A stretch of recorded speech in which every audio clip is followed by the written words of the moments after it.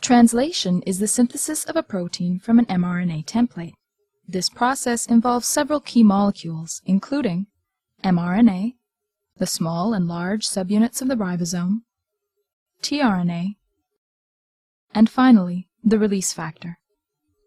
The process is broken into 3 stages: initiation, elongation, and termination. Let's see the process in action. Eukaryotic mRNA, the substrate for translation, has a unique 3' end called the poly A tail.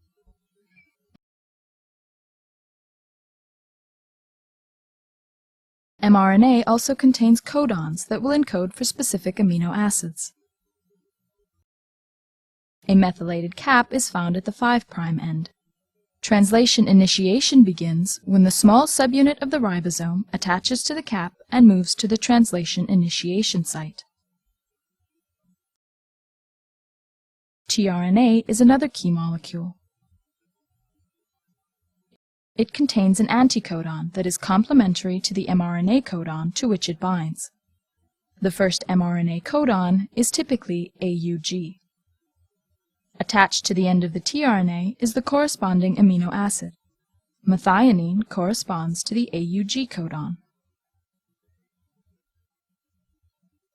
The large subunit of the ribosome now binds to create the peptidyl, or P site, and the aminoacyl, or A site. The first tRNA occupies the P site. The second tRNA enters the A site and is complementary to the second mRNA codon. The methionine is then transferred to the A site amino acid, the first tRNA exits, the ribosome moves along the mRNA, and the next tRNA enters.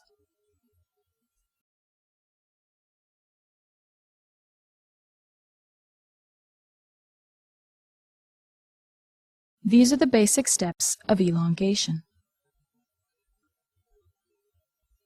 As elongation continues, the growing peptide is continually transferred to the A site tRNA, the ribosome moves along the mRNA, and new tRNAs enter.